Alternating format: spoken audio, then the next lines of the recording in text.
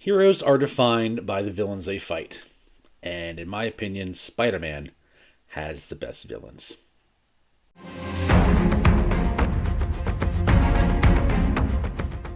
Hi, everybody. Welcome back to the channel.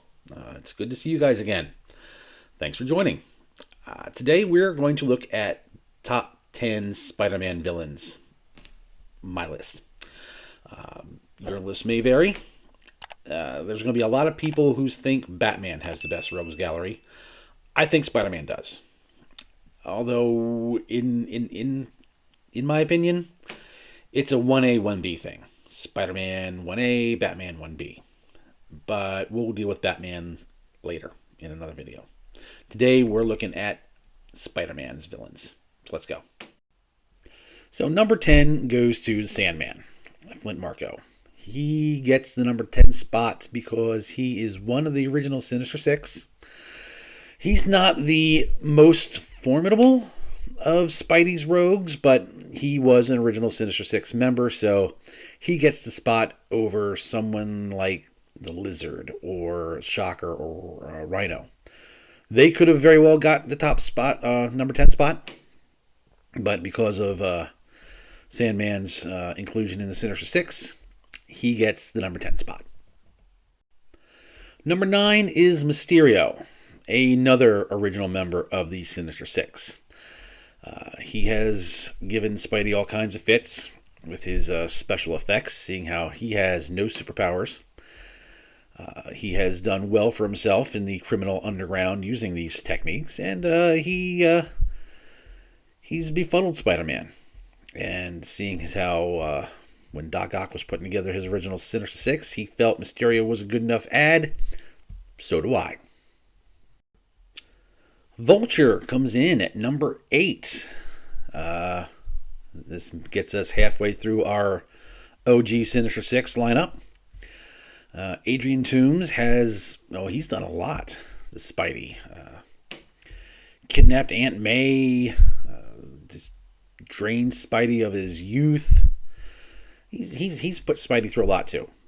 He's quite the tormentor when it comes to being Spidey's foes. Number 7 is Electro, the fourth member of the original Sinister Six, and someone who has a long history of just giving Spider-Man fits. He has put the boots to him quite a lot. Spidey's had to come up with all kinds of unique ways to have to deal with him. From coming up with different styles of suits just to deal with the electric powers to special webbing. I think Electro is a good solid number 7 on this list. Number 6 on our list is Scorpion. He started his life as Mac Gargan, a private detective who J. Jonah Jameson hired to track Peter Parker to see how he got pictures of Spider-Man. Later, he put him through an experimental test, bonding him to a scorpion suit and creating a very iconic Spider-Man villain. Number 6, Scorpion. Number 5 is Carnage. I know a lot of people might have him higher on their lists, but seeing as how he's a spawn of Venom, I think that's why I'm putting him kind of mid-pack. He's still a really good Spidey villain. He has tortured Spider-Man a lot in the pages of his comic books. But I think the other villains I have ahead of him have done a lot more to torture Spidey than Cletus. But Carnage, a good solid 5. Number 4 brings us back to another original Sinister Six member, Kraven the Hunter. His last hunt, Kraven's last hunt in Spider-Man, is probably the best Spider-Man story I have ever read. I mean, I quote that to this day when I talk to people about villains and stories they need to look at. I say look for Kraven's Last Hunt. If you are new to comics and you want to start in Spider-Man somewhere, start there. I know there might be easier reads, but this is a really good story. Kraven is a great character, and he is a good number 4. Top 3, everybody, and our number 3 is Venom. The symbiote with Eddie Brock is a really, really good character. Seeing as how he has all Spider-Man's powers, more or less, he's able to not be detected by Spidey's spider sense, which means he can come up and just sneak up on him. He has been quite the thorn in his side. Now he has, as of recent, become a more anti-hero. But in the beginning, he was a serious threat. He was probably the most serious threat Spidey has faced in a long time. So that's why I'm giving him the number 3 spot. Number 2, the Green Goblin. Yep, I'm putting him number 2. I know. A lot of people would put him number 1. Just about every top 10 list I looked at, trying to do some research for this, put Norman at number 1, but I'm putting it number 2. Now he has been quite the villain. He has done a lot. Killing of Gwen Stacy. He's terrorized Peter in ways that nobody else can.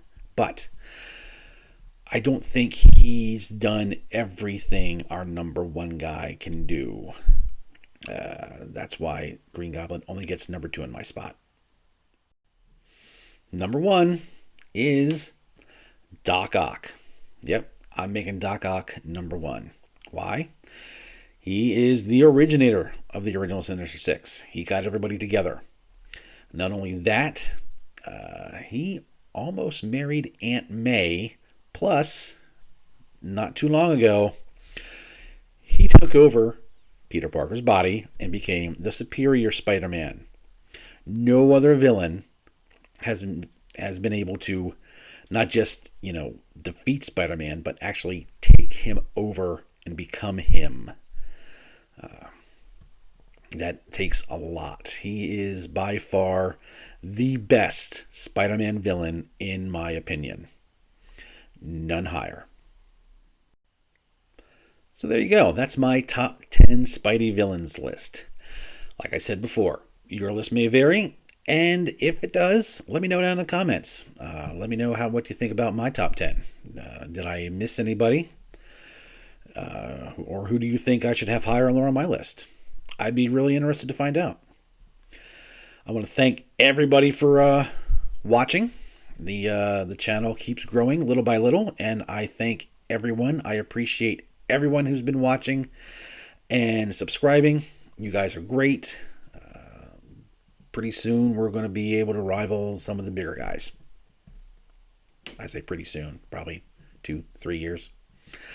But as long as you keep plugging away, talking about comics, talking about sci-fi, talking about all the great nerd stuff that we love, this channel will keep chugging right along. So I want to thank everybody for watching. Please like, share, again, comment down below what you think of this video, and join me again for another video later on. Thanks a lot.